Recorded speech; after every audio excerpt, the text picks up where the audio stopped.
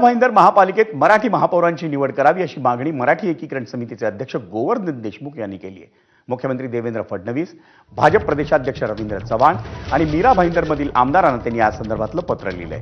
मराठी महापौर नसेल तर मीरा भाईंदरमध्ये आपलं रक्त सांडेल, जीव गेला तरी चालेल पण मराठी महापौर हवा, अन्यथा भव्य आंदोलन उभारू, संयुक्त महाराष्ट्र 2चा लढा हा मीरा भाईंदरमध्ये दिसेल असा इशारा त्यांनी दिला।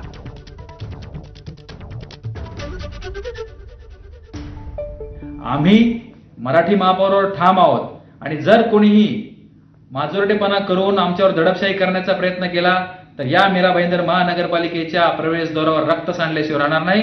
भले माझा जीव गेला, माझ्यावर गोळ्या झाडल्या तरी ते मी सहन करायला तयार आहे, परंतु या मीरा भाईंदर महानगरपालिकेवर परप्रांतीय महापौर बसू देणार नाही। मराठीच महापौर झाला पाहिजे यासाठी आम्ही माननीय मुख्यमंत्री देवेंद्र फडणवीस यांना निवेदन पाठवलेलं आहे। भाजप पक्षाचे अध्यक्ष रवींद्र चव्हाण यांना निवेदन पाठवलेलं आहे आणि त्या ठिकाणचे जे स्थानिक नेते असतील, कोणी जे स्वतःला कार्यसम्राट समजतात, त्यांना देखील आम्ही पत्र पाठवलेलं आहे। मंडळी, मराठी एकीकरण समितीचे गोवर्धन देशमुख यांनी केलेली मागणी आपण ऐकलीत, पाहिलीत। या मागणीवर मनसेचे जिल्हाध्यक्ष अविनाश जाधव आणि भाजप आमदार नरेंद्र मेहता या दोघांनी काय प्रतिक्रिया दिली आपण तीही पाहूयात।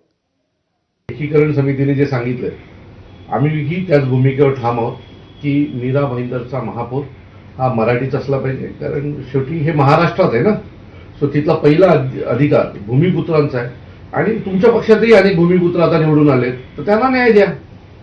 तर आमची परत एकदा मागणी आहे की मीरा भाईंदरमधला महापौर हा मराठीच असला पाहिजे आणि एकीकरण समितीला माझी विनंती आहे, तुम्ही जे म्हटलात की रक्त जर महापौर मराठी बसला नाही तर रक्त सांडेल, सो आमची विनंती आहे की तो रक्त फक्त मराठी माणसाचा नसला पाहिजे।